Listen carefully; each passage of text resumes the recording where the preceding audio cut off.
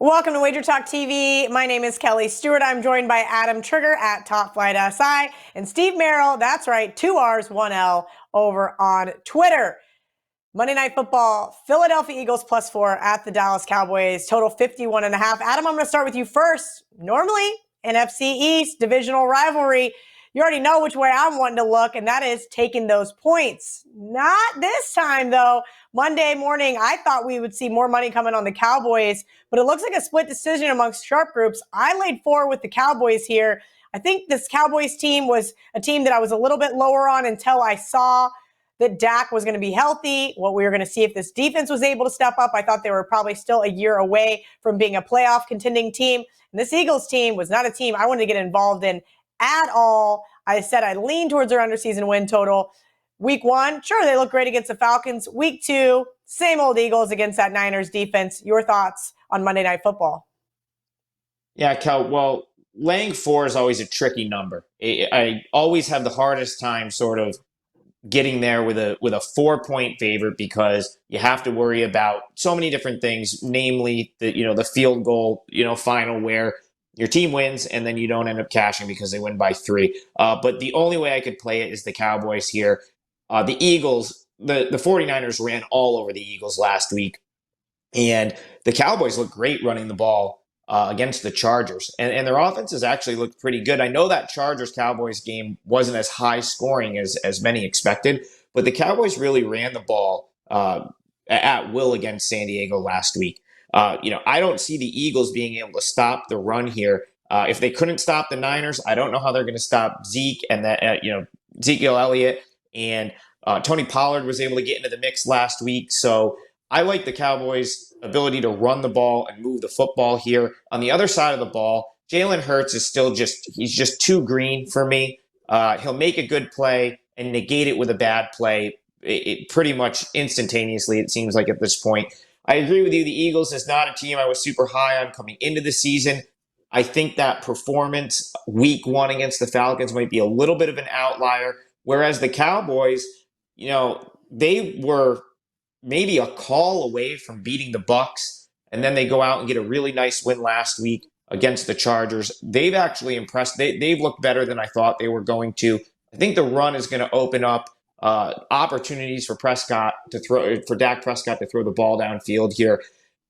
It's the number is going to be tough for me to make a play with. The only play I could make here would be laying it with the Cowboys and just hoping that they can get it done by 4 or more, because I really do think they win this game.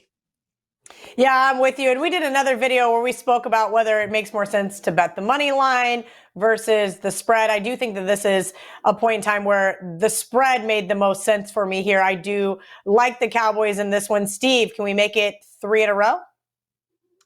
Yeah, that video, of course, you're talking about was the Sunday Night Football preview here on WagerTalk TV for Packers and Niners. And you mentioned in that one, the Niners 3.5 down to 3 was -165 on the money line. Here, the line is 3.5, 4. It's -190, even -200. So you're paying a huge premium for the difference there between a 3.5 point, 4-point favorite.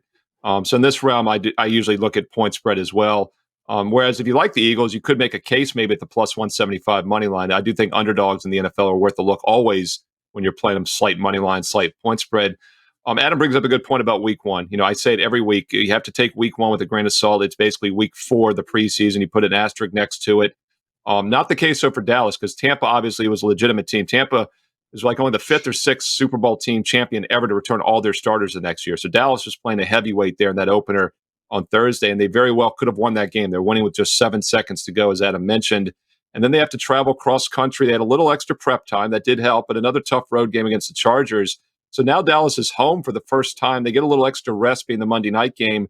Just don't know what to make of the Eagles, close loss against San Francisco. Once again, referencing that Sunday night game, Packers-Niners, we'll have a little bit of extra info for this Monday night game by the time it kicks off, because we'll see what San Francisco looks like Sunday night against Green Bay. I definitely discount, as Adam said, that win against Atlanta in week 1. Falcons were bad last year defensively. They were bad again in week 1, and once again, it was week 1. Coaching edge, though, do we dare say it goes to a first-time rookie head coach here on the road, though? I'm not big on Mike McCarthy. Obviously, last year was kind of an asterisk season with Dak Prescott injured, but they were just 8-8 his first season in Dallas 2 years ago, and that was after a playoff caliber run by the Cowboys. So I do think maybe a little bit of a coaching edge to the underdog here, but we have to take a wait and see approach more than just 2 games under his belt. But Philly is averaging 6.5 yards per play, much better than the 21 points per game would indicate. So that gets me leaning over here. Primetime games, too. We have to point this out. We'll see what happens this weekend on the Sunday Nighter. But these primetime games so far this year have been cashing on the overs. It's an angle we saw work a couple years ago as well in the NFL when they were well over a 65% overrun. I'm a bit of a conspiracy guy, becoming more of a conspiracy guy, Kelly, day by day here in the modern era we live in. But I don't think there's anything there. But I do think come primetime, the offenses come to play, and that could get us there.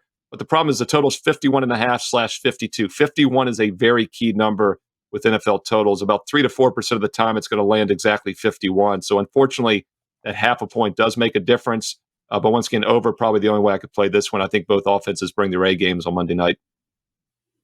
Yeah, I'm with you. I think both teams, looking at last week, like Adam said, a lot of people like that over in the Chargers game. I got lucky. I had the under as a sharp side, so no sweat on that one. But I was very shocked to see that Niners Eagles score in the 30s. Now here we are, maybe 29. Sorry, I can add today. It is my Friday. I'm headed to Chicago here shortly. So I do lean over here in an overreaction to how low scoring both of those other games ended up. Great stuff, Steve. Great stuff, Adam. Make sure you guys head over to our WagerTalk YouTube channel where we are a plethora of free information.